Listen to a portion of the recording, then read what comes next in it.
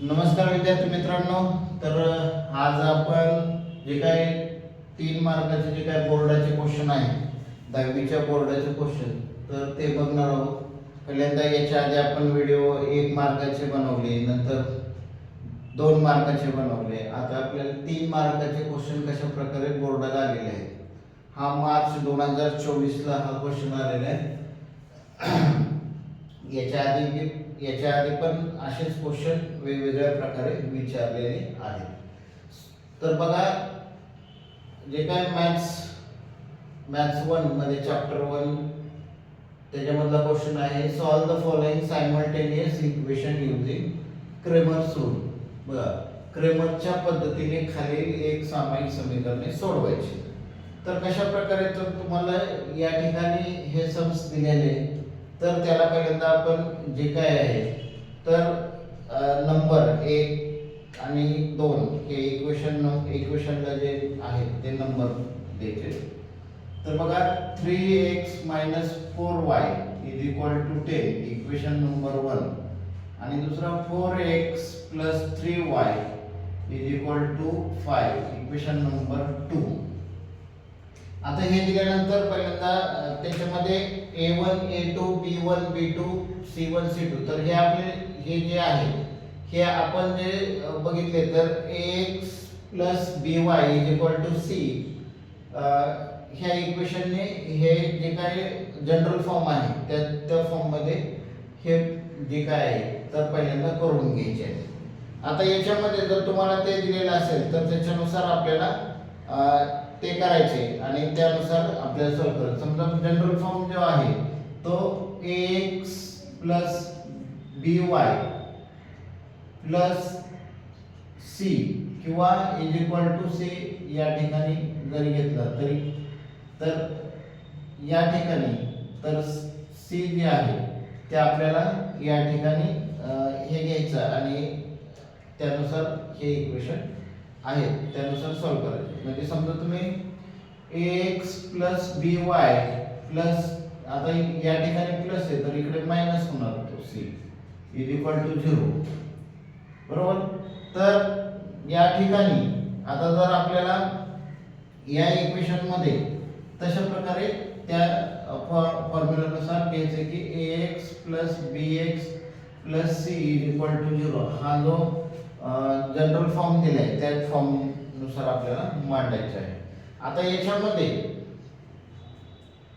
a1 a2 b1 b2 c1 c2 यानुसार आपल्याला हे सॉल्व करायचं आहे.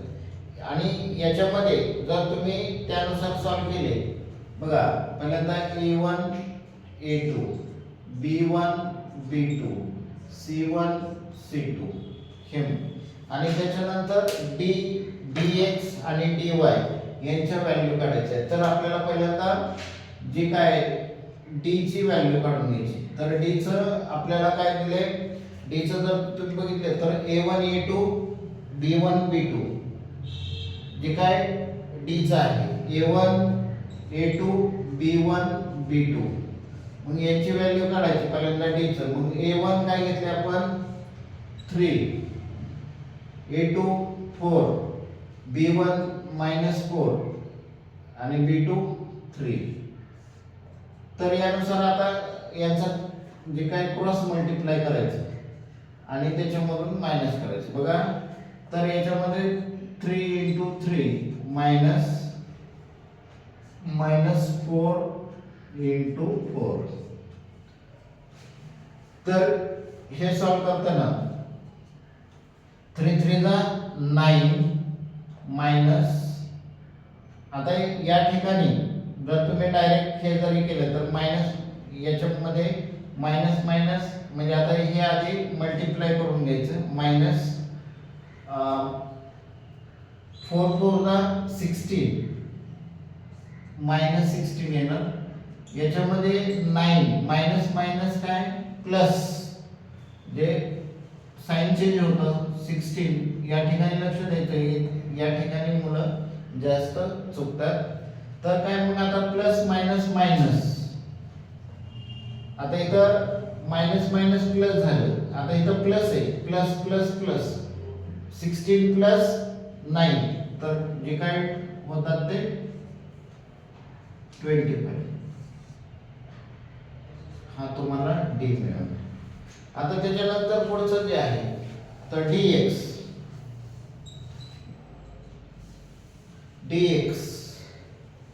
तर dx मध्ये जर तुम्ही बघितलं तर dx च्या जे काय आहे तो व्हॅल्यू काढताना c1 c2 b1 b2 c1 c2 b1 b2 हे जे आहे हे तुम्हाला पाठच करावं लागते आणि ते पाठ केल्यानंतर त्यानुसार मग सॉल्व करता येईल. c1 c2 b1 b2. आता c1 काय 10, c2 काय 5, b1 काय दिलेलं आहे 3, b2 काय दिले सॉरी b1 काय दिले -4 दिले, b2 3. मग आता cross multiply 10 into 3 minus 4 into 5 त्यानुसार सॉल्व केलं तर बघा 10 3 जा 30 minus 4 5 जा 20 minus 20 मायनस मायनस प्लस होणार 30 प्लस 20 तर त्यानुसार आपल्याला 50 आणि साइन ग्रेटर नंबर म्हणजे तुम्हाला dx किती मिळणार 50. आता dy आपल्याला काढून घ्यायचा. तर dy मध्ये बघा याच्यामध्ये dy चा फॉर्म्युला तुम्ही जर हे केलं तर dy चं जे आहे तर a1 a2 c1 c2 a1 a2 c1 c2 हे आहे. मग आता a1 a2 म्हणजे 3 4 नंतर c1 c2 10 5. आता याच्यामध्ये क्रॉस मल्टिप्लाय 3 5 ला 15 3 into 5 minus 10 into 4 तर 3 5 ला 15 minus 10 4 ला 40.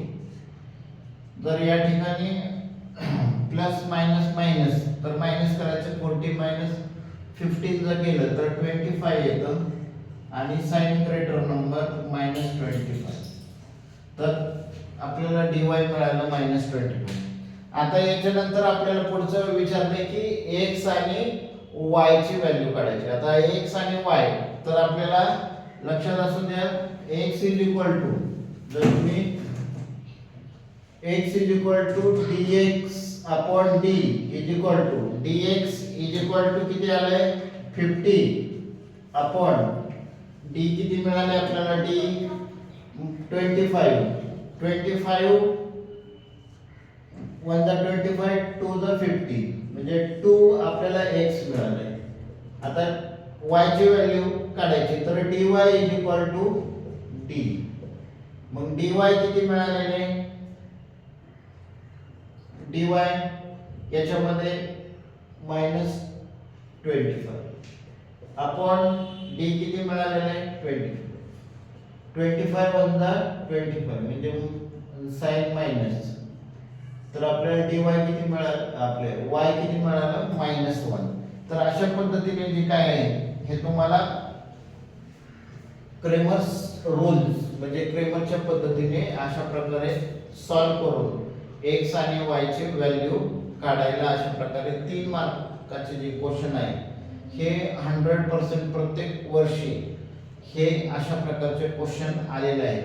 तर विद्यार्थ्यांनी याचा चांगल्या प्रकारे सराव करायचा आहे आणि याच्यामध्ये हे dx आणि dy यांचे जे हे व्हॅल्यू दिलेले आहेत हे पाठ करायचे आहे. हे पाठ केल्यानंतर तुम्हाला हे सॉल्व करता येणार आहे. तर तुम्हाला हा व्हिडिओ कसा वाटला तर कमेंट मध्ये मला सांगा आणि तुम्हाला जर व्हिडिओ आवडला असेल तर लाईक आणि सबस्क्राईब करायला विसरू नका. धन्यवाद.